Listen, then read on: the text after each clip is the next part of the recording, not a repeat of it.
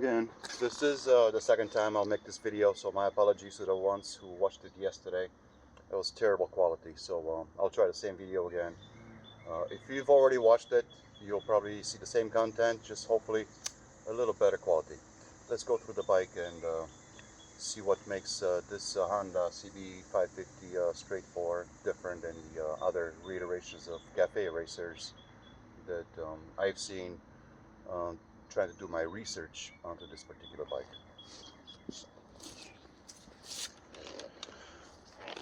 First, you'll notice it actually has a real front suspension, unlike some of the other cafe racers I've seen that are lowered and slammed to the ground. They're basically useless in turning the corner. The half a fairing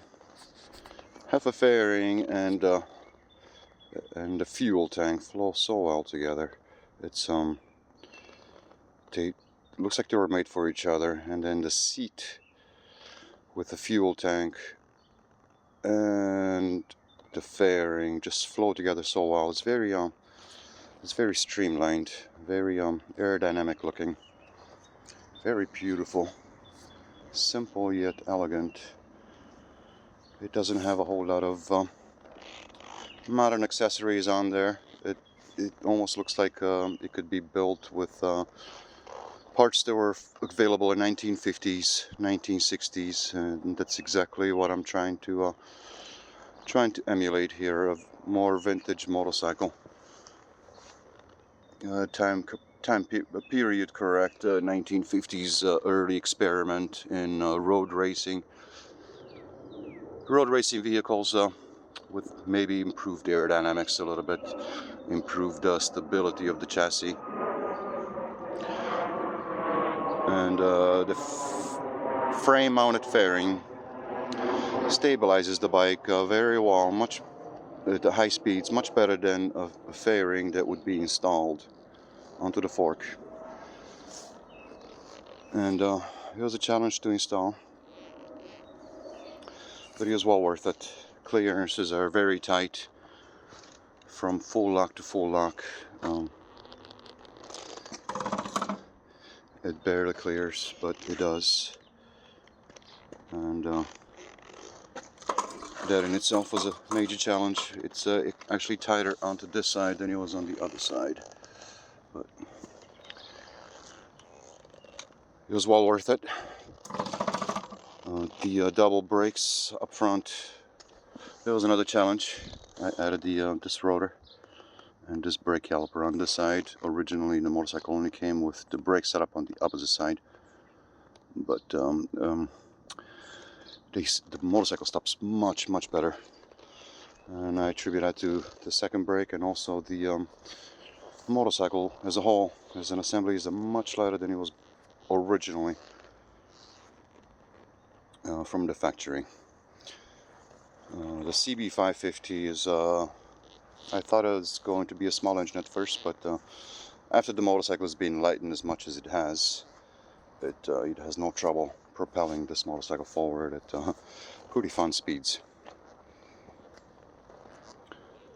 I'm very happy with the way she came out. Engine came out very beautiful, cleaned up nicely.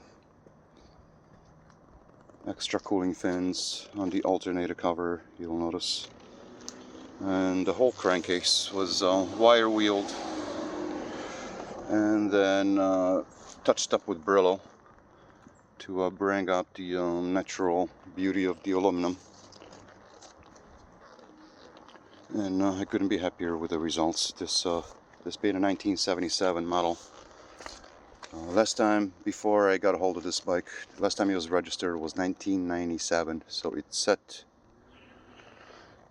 set without being roadworthy for over 25 years. The gussets on the frame, I'm very glad I did on the corners over there. They strengthen the frame up and give the whole shock mount box sort of a nicer shape. The loop came out nice, almost the same angle as the exhaust. It's very nicely put together. The The mufflers came out beautiful. These were originally cocktail shakers that I cut off the flange end of it. The brake I thought was going to be an issue. The rear brake having the foot peg directly welded onto the brake, but turns out it's a non-issue. You don't even notice it when you actually ride in the motorcycle. Rear shocks are from Honda CB550. If you remember, the motorcycle is called the Black Bomber.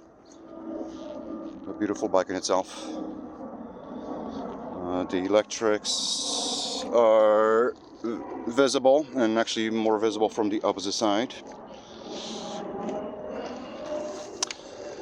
There's my starter solenoid over there, and my voltage regulator rectifier is underneath the battery. The battery itself is a lithium ion, very lightweight. All the electrics are easily accessible. Common ground connection over there. Let me see if I can get a better angle. Probably not, but there's a similar one right up on top of the engine. It's nice to see ground connections right off the get-go when you're diagnosing a problem. The two carburetors we'll talk in a different episode, because it takes a while to talk about them. And now I think I can start the bike and hear what it sounds like. It's those one item I was not sure about. I knew what the bike is going to look like right from the start. I just didn't know what the 4x2 exhaust will sound like. So why don't we start it up for you and see if the camera will pick up the engine sounds, although it's very difficult to gauge an engine sound by the exhaust. And you know what? This is a cold engine. I'm going to turn at least one of the chokes on, and let's start it up. It's a bit cold right now. One of the choke is on, the other one is not, but let's go around it.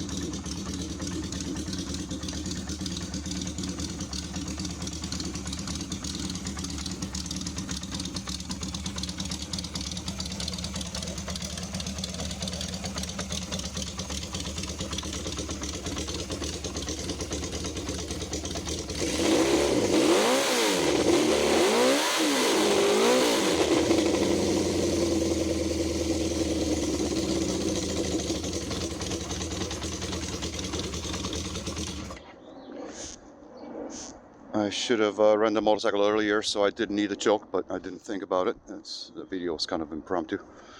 But I originally built this bike with the intent of selling it. I think test riding the motorcycle, I kind of fell in love with it. So I'm going to keep it for a while and maybe sell one of the two Harley Davidsons sitting over there. The other two cafe racers, we'll think about it, which one needs to go first, but I need to find my next project or my next vacation or trip and pay my bills. Anyway, with this, I think you know, I'm gonna compare, and in a future episode I'm going to compare the Honda CB550 road cafe racer with the two Harley cafe racers, and I'm gonna try to think of all the criteria that I can match in between all the three bikes. But for right now, let's let's close this episode in saying that I love this motorcycle, and old Hondas are something to love, I guess. I didn't realize I would fall in love with a straight 4 engine as much as I did with this one. But with that, I'll leave you. Bye bye.